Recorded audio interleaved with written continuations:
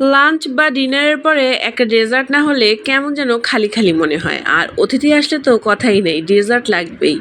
আর তারই ধারাবাহিকতায় বানালাম আজকে কাচের পায়েস। আসসালামু আলাইকুম বন্ধুরা, কি সবাই অবাক হয়ে যাচ্ছেন? কাচের আবার পায়েস হয়? হ্যাঁ হয় বন্ধুরা। নিয়েছি আমি সাবুদানা। এখানে আমি 1 কাপ পরিমাণ সাবুদানা নিয়েছি এবং এটা আমি একটু কিছু পরিমাণ পানি দিয়ে ধুয়ে নিব। তারপরে এটা একটু পানি দিয়ে এটা ভিজিয়ে রাখবো প্রায় 2 ঘন্টা মতন। পানির পরিমাপটা আমি বললাম না, কেননা একদম পরিমাপ করে পানি দিতে হবে। আপনি যেই সাবুদানা নেন তাতে যতটুকু পানি শোক করে সেটা আপনাকে আন্দাজ করে দিতে হবে। যেহেতু এখানে আমাকে ডো বানাবো, তাই কিন্তু এই সাবুদানাটা খুব বেশি ক্যাতক্যাতা বা নরম হয়ে যাওয়া চলবে না। এজন্য আমি পানির পরিমাপটা উল্লেখ করলাম না। দেখেন আমার সাবুদানাটা ভেজানো হয়ে গিয়েছে। কাচের পায়েস বা সাবুদানার মিষ্টি যে যাই বলি না কেন, এটা বানাতে গিয়ে আমি ছোট্ট একটা সমস্যার সম্মুখীন হয়েছিলাম। যেমন দেখেন আমার সাবুদানাটা কিন্তু একটু নরম হয়ে গিয়েছে। পরবর্তীতে আমি আবার সাবুদানা ক্রাশ করে নিয়ে তারপরে এটার সাথে অ্যাড করেছি। কেননা এই সাবুদানাটা যেহেতু আমি গোল গোল শেপ দিব মিষ্টির মতন, সেই শেপটা হচ্ছিল না।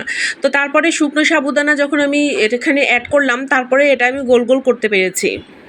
এই কাচের পায়েস তৈরির জন্য আপনারা সেক্ষেত্রে এই সাবুদানাটা গুঁড়ো করে তারপরে পানি দিয়ে ডো বানিয়ে নিতে পারেন। সেক্ষেত্রে এভাবে নরম হয়ে যাওয়ার অসুবিধাটা থাকবে না। তো দেখেন আমার শেপগুলো দেওয়া হয়ে যাচ্ছে এবং একে একে আমি সবগুলো শেপ দিয়ে নিচ্ছি। কাচের পায়েসের জন্য আমি চুলায় 1 লিটার দুধ বসিয়ে দিয়েছি, কেননা পায়েস কিন্তু একটু ঘন দুধেই খেতে ভালো লাগে। আর এদিকে আমি এই সাবুদানার যে পায়েসটা তৈরি করব সেটার জন্য সাবুদানাগুলো রেডি করে নিয়েছি। তো সাবুদানাগুলো আমার রেডি। আর 1 কেজি দুধ কিন্তু অনেকখানি কমে এসেছে। আর এখন আমি এই সাবুদানার যে গোল গোল বল করেছিলাম সেই বলগুলো দিয়ে দিচ্ছি এবং একটু নেড়ে চেড়ে নিব। এভাবে নাড়তে নাড়তেই দেখব যে এই সাবুদানার পায়েসগুলো একদম সাদা আকার ধারণ করেছে, মানে দেখতে মনে হবে একদম কাচের একটা ছোট্ট বল। কাচের পায়েসে আমি কোনো রকম কনডেন্স মিল্ক বা গুঁড়ো দুধ ব্যবহার করিনি। আজকের এই পায়েসটা আমি শুধুমাত্র গরুর দুধ ঘন করে তারপরে রান্না করেছি। তো এখন আমি অ্যাড করে দিচ্ছি কিছুটা চিনি। আমি এখানে 1/4 কাপ চিনি ব্যবহার করেছি। যেহেতু দুধটা ঘন হয়ে এসে একটু মিষ্টি হবে, তারপর চিনি অনেক বেশি প্রয়োজন হবে না, তাই সেই পরিমাপ করেই আমি চিনি দিয়েছি। আর দেখেন আমার পায়েসটা কিন্তু প্রায় হয়ে এসেছে। একটা ছোট্ট বল আমি উঠিয়ে দেখছি যে এই পায়েসটা হয়ে এসেছে কিনা। একটা বল উঠিয়ে দেখব, যদি এটা ট্রান্সপারেন্ট কালার হয়ে যায় তাহলে বুঝতে পারবো যে আমার পায়েসটা প্রায় হয়ে এসেছে।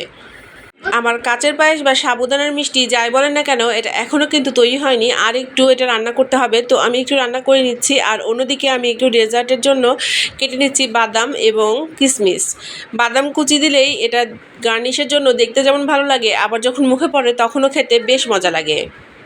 দেখতে দেখতে আমার পায়েসটা একদম রেডি হয়ে গিয়েছে। এটা এখন আমি একটা সার্ভিং ডিশে বেড়ে নিচ্ছি। আর তারপরে যখন একটু ঠান্ডা হয়ে যাবে তারপরে এটা আমি সার্ভ করব।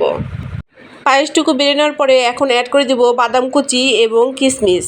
আর তারপর এটা একটু ফ্রিজে রেখে দেবো কিছুক্ষণের জন্য। ফ্রিজে ঠান্ডা করার পর এটা সার্ভ করতে হবে, তাহলে খেতে সবচেয়ে বেশি ভালো লাগবে।